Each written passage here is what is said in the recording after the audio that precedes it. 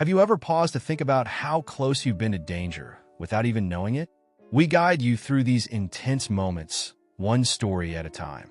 But before you get lost in the narrative, take a moment to like this video and share where you're tuning in from. Now, let's immerse ourselves in these spine-tingling tales. Do not forget to like and subscribe to the channel to watch my latest videos as quickly as possible. Thank you very much. The midnight knocking. Jake had always prided himself on being practical. When he found a cheap apartment in Chicago, he couldn't believe his luck. The place was in an old brick building on a quiet street. Sure, it was a little run down, but Jake didn't mind. He was sharing the apartment with Alex, a grad student who kept mostly to himself. They split the rent, and for the first few weeks, everything seemed perfect. The first sign that something was wrong came during Jake's second week in the apartment. It was a Thursday night, and Jake was up late working on a freelance project. The apartment was silent except for the soft hum of his laptop. Suddenly, there was a knock at his bedroom door. It was a soft, deliberate knock, 3 taps in quick succession. Jake assumed it was Alex. "What's up?" he called out. There was no answer. He got up, opened the door, and peered into the hallway. It was empty. Frowning, Jake walked to Alex's room and knocked.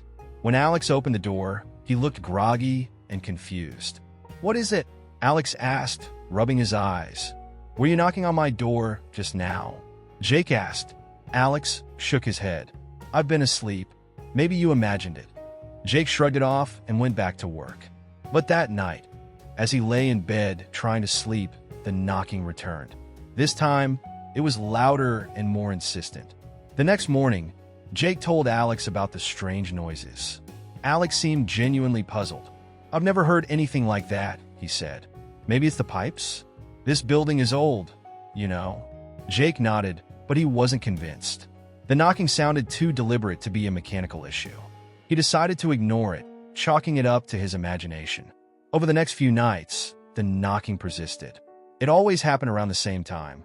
Between 2 and 3 a.m., Jake started to dread going to bed. He tried sleeping with headphones on, but the knocking would somehow cut through the music.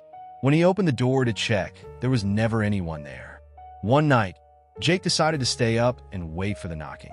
He sat in bed with his phone in hand, ready to record. At 2:15 a.m., the knocking began. 3 sharp taps, followed by silence. Jake hit record and whispered, "Who's there?" The knocking came again, this time more forceful. Jake's heart pounded as he got up and swung the door open. The hallway was empty, as usual. But as he stood there, he noticed something new, a faint, cold breeze brushing against his skin. He followed the breeze down the hallway to the front door of the apartment. It was locked just as he had left it. He checked the windows, all closed. The breeze seemed to come from nowhere. By now, Jake was starting to feel uneasy in the apartment. He brought up the knocking to Alex again, but Alex just shrugged it off. "I think you're stressed," he said. "Maybe you're imagining things." Jake wasn't so sure. He started doing some research on the building, hoping to find an explanation. What he found only made him more unsettled. The building was over 100 years old and had a dark history. In the 1920s, it had been a boarding house. One of the tenants, a man named Harold Grayson, was accused of murdering another tenant in a fit of rage. Grayson claimed he was innocent, but he was convicted and later died in prison. Rumor had it that his spirit never left the building. Jake didn't believe in ghosts, but the story gave him pause. He decided to keep digging. He found old newspaper articles detailing Grayson's trial. One detail stood out. Witnesses claimed they heard 3 knocks coming from the victim's room on the night of the murder. That night, the knocking came again. Jake sat in his bed, clutching his phone. This time, he didn't open the door. Instead, he asked, "What do you want?" The knocking stopped. For a moment, there was silence. Then, a voice whispered through the door, so faint Jake wasn't sure he'd heard it at all. "Leave." Jake's blood ran cold. He didn't sleep that night. The next morning, he told Alex what had happened. Alex finally admitted that he'd also heard strange noises, but had been too afraid to say anything. "I've heard it too," Alex said. "The knocking, the whispers. I thought I was going crazy." They decided to confront whatever was happening. That night, they stayed up together, determined to find the source of the noises. At 2:30 a.m., the knocking began. This time, it came from the front door. Alex grabbed a flashlight, and Jake picked up a baseball bat. They approached the door cautiously. Alex opened it in one swift motion, and they both stepped into the hallway. It was empty. Then, the door slammed shut behind them.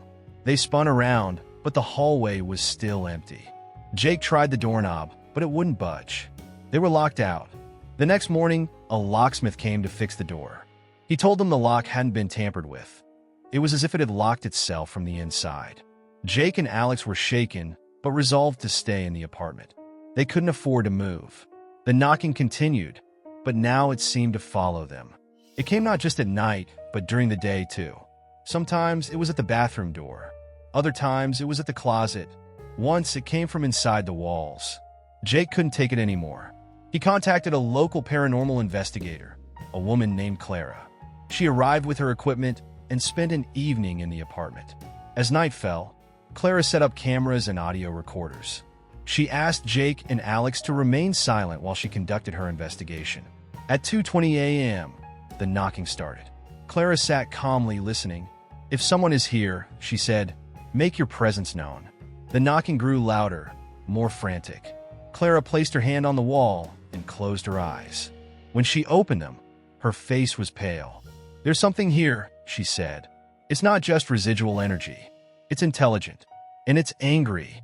Clara performed a cleansing ritual, burning sage and reciting prayers. The apartment felt lighter afterward, but she warned Jake and Alex that the presence might return. For a while, the apartment was quiet. Jake and Alex began to relax, thinking the worst was over. But one night, a week after Clara's visit, the knocking came back. This time, it was louder than ever. It sounded like fists pounding against the walls. Jake and Alex decided then and there to leave. They packed their belongings and moved out the next day. As they drove away, Jake glanced back at the building.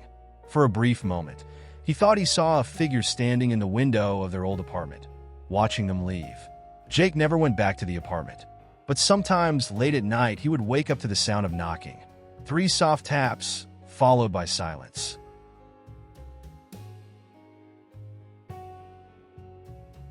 The invisible roommate. Lisa had always dreamed of studying in New York. When she finally got accepted into her dream university, she couldn't contain her excitement. The city buzzed with life, and her new chapter began in a cozy yet somewhat old dormitory near campus. She was assigned a roommate named Emily. Though Lisa had never met her in person, she was looking forward to making new friends and creating memories. When Lisa first moved in, the room was already half occupied. A neatly made bed with floral sheets stood opposite her empty one. A stack of books sat on the desk, their titles ranging from classic literature to psychology textbooks. There was a faint but pleasant smell of lavender in the air. On the nightstand next to Emily's bed was a framed photo of a smiling young woman with auburn hair and bright green eyes. Lisa thought, Emily must be really organized. She settled in, unpacking her belongings and imagining the late-night talks and shared secrets that would soon fill the room. However, the first few days passed without any sign of Emily. Lisa assumed her roommate was busy with classes or extracurricular activities. But Emily's presence was always subtly felt. Her bed remained perfectly made, her books occasionally shifted positions, and the lavender scent never faded. One evening, as Lisa returned from a late-night study session, she saw a silhouette through the frosted glass of the door. Her heart leapt. Finally, I'll meet her. She pushed the door open, but the room was empty. Emily's side of the room appeared untouched, as pristine as always. Lisa brushed it off as her eyes playing tricks on her, but unease began to creep in. That night, she heard soft footsteps pacing around the room. She peeked out from under her blanket and saw a shadow moving near Emily's bed. "Emily," she whispered, her voice barely audible. The shadow froze. Then it disappeared. The following morning, Lisa decided to confront Emily about the strange incident. But when she looked at Emily's desk, something new caught her attention. A notebook lay open, its pages filled with handwriting. The ink was fresh, and the words looked hurriedly scrawled. "I'm sorry. I didn't mean to scare you." Asterisk. Lisa's stomach churned. She glanced around the room, half expecting someone to appear. She closed the notebook and decided she needed to meet Emily face to face. Lisa asked her RA about Emily's schedule. The RA, a senior named Rachel, gave her a puzzled look. "Emily," she said, frowning, "you're in 204, right?" "Emily." Rachel's voice trailed off, her expression shifting to something unreadable. "I'll have to check." A few hours later, Rachel knocked on Lisa's door. She hesitated before speaking. "Listen, I don't know how to tell you this, but..." "Emily." Rachel paused, as if searching for the right words. "Emily passed away last semester. She was in an accident off campus."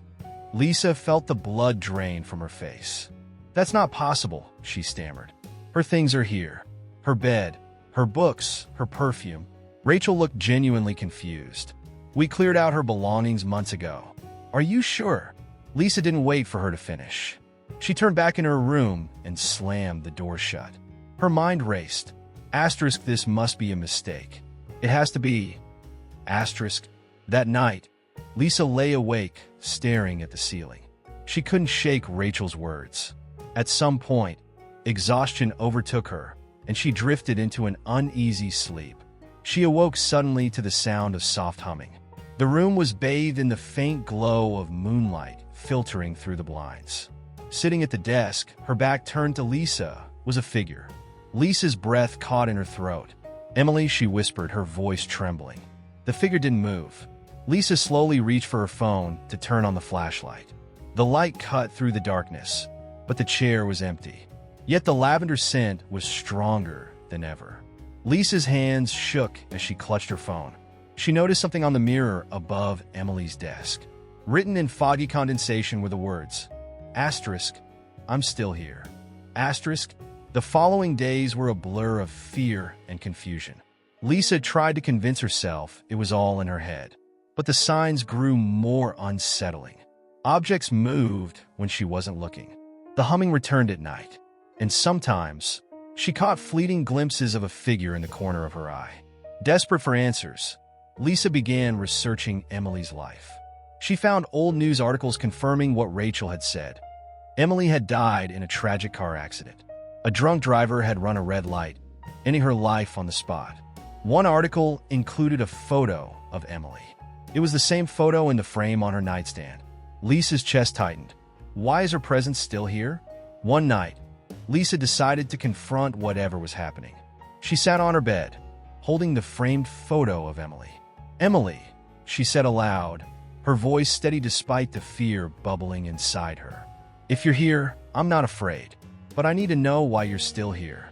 The room grew colder. The lavender scent became overwhelming. Suddenly, the pages of Emily's open notebook flipped wildly, as if caught in a windstorm. Lisa watched, frozen, as the pen on the desk lifted and began writing on its own. When it stopped, Lisa hesitantly approached the desk. The notebook now displayed a single sentence. Asterisk, "I'm afraid to leave." Asterisk. Tears welled in Lisa's eyes. "It's okay," she whispered. "You don't have to be afraid. You're not alone." The air in the room seemed to shift, growing warmer. For the first time in weeks, the room felt at peace. The lavender scent faded, replaced by the crisp, clean smell of the night air. The next morning, Lisa woke up feeling lighter. Emily's side of the room was completely bare. The bed was unmade, the books were gone, and the photo frame was empty. It was as if she had never been there.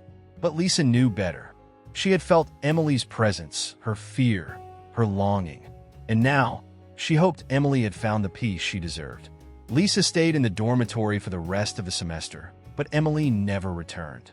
Yet every so often, Lisa would catch a faint whiff of lavender and smile, knowing her invisible roommate had finally moved on.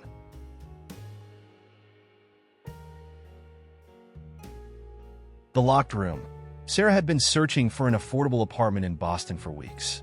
The city's high rents had left her discouraged, but finally, she stumbled upon a listing that seemed too good to be true, a 3-bedroom apartment for half the price of anything else in the area. When she called the landlord, he seemed eager to rent it out and didn't hesitate when she asked to move in immediately. When Sarah arrived at the apartment, The landlord, a middle-aged man with graying hair and a nervous demeanor, handed her the keys. "There's one thing," he said, hesitating. "The third bedroom is locked. You're not to enter it, and you'll find everything you need in the other two rooms. Do we have a deal?" Sarah hesitated for a moment, but ultimately agreed. The price was unbeatable, and she figured she could live with a locked room. Perhaps it was being used for storage or had maintenance issues. When she moved in, her friend Mia helped her unpack. They joked about the mysterious locked door. "Maybe there's a treasure chest in there," Mia said, laughing. Sarah laughed too, though the locked door made her uneasy. The first night in the apartment was uneventful, but on the second night, Sarah woke to the sound of faint creaking. At first, she thought it was the old wooden floors settling, but the noise seemed to come from the direction of the locked room. She dismissed it as her imagination and went back to sleep. The next morning, she noticed something strange. The air around the locked room felt colder than the rest of the apartment. When she touched the doorknob, it was icy. Shaking off her discomfort, she told herself it was just a draft. A week later, Mia came over for a visit. They were sitting in the living room, sipping wine and chatting, when a loud thud echoed from the locked room. Both women froze. "What was that?" Mia whispered. Sarah shook her head. "Probably something fell over." The landlord said not to go in there. Mia frowned. "Aren't you curious? What if there's an animal trapped in there, or something?" "I don't want to break the rules," Sarah replied, though her curiosity was gnawing at her. That night, the noises grew louder. Sarah lay in bed, listening to what sounded like furniture being dragged across the floor. Then came a soft tapping, rhythmic and deliberate, like someone knocking on the wall from inside the locked room. The next morning, Sarah called the landlord. "Listen, I've been hearing noises from the locked room. Are you sure there's nothing in there? Like a raccoon or anything?" The landlord's tone became sharp. "I told you not to worry about that room. Just leave it alone." His response only made her more suspicious. She decided to investigate. Sarah borrowed a toolkit from Mia and set to work on the locked door. It took longer than she expected, but finally, the lock clicked and the door creaked open. She stepped inside, holding her phone's flashlight in front of her. The room was empty, except for a large antique mirror propped against the far wall. Its ornate gold frame was tarnished, and the glass was cloudy with age. Sarah approached it cautiously, her reflection distorted in the murky surface. As she turned to leave, something caught her eye. In the mirror, she saw a figure standing behind her, a shadowy silhouette with hollow eyes. She spun around, but the room was empty. When she looked back at the mirror, the figure was gone. Heart pounding, Sarah locked the door and vowed to leave the room alone. She didn't tell Mia what she'd seen, worried she'd sound crazy. Over the next few days, strange things began happening. Objects in the apartment moved on their own. Lights flickered. The cold spot outside the locked room grew larger, spreading into the hallway. And every time Sarah passed the locked door, she felt an overwhelming sense of dread. One night, she woke to find the door to the locked room wide open. The mirror was now in the hallway, its glass reflecting the faint light from the street outside. Her own reflection stared back at her, but something was wrong. Her reflection was smiling, though she was not. Terrified, Sarah shoved the mirror back into the room and slammed the door shut. She called Mia, begging her to come over. When Mia arrived, she found Sarah pale and shaking. "We need to get rid of that mirror," Sarah said. Mia agreed. Together, they carried the heavy mirror down to the dumpster outside. Sarah felt a sense of relief as they walked back upstairs, but it was short-lived. When they reached the apartment, the mirror was back in the hallway, leaning against the wall as if it had never left. Mia decided to stay the night. They locked the mirror back in the room and blocked the door with a heavy dresser. But around 3 a.m., they woke to the sound of the dresser being dragged away from the door. The air was freezing, and the apartment was filled with the faint sound of whispering. Summoning her courage, Mia grabbed a baseball bat and swung the door open. The mirror was glowing faintly, and the silhouette from before was visible again, now moving closer to the glass. Sarah screamed as the figure reached out, its hand pressing against the inside of the mirror as if trying to break through. "We have to leave," Mia shouted. They grabbed their essentials and fled the apartment. The next day, Sarah contacted the landlord and demanded an explanation. Reluctantly, he told her the truth. The apartment's previous tenant had been obsessed with the mirror, claiming it was a portal to another world. She'd spent hours staring into it before disappearing without a trace. The landlord had locked the room, hoping to avoid any more trouble. Sarah moved out immediately, leaving most of her belongings behind. She never returned to the apartment, but sometimes she dreamed of the mirror and the figure within it. In those dreams, she would see her own reflection, smiling back at her in a way that wasn't quite right.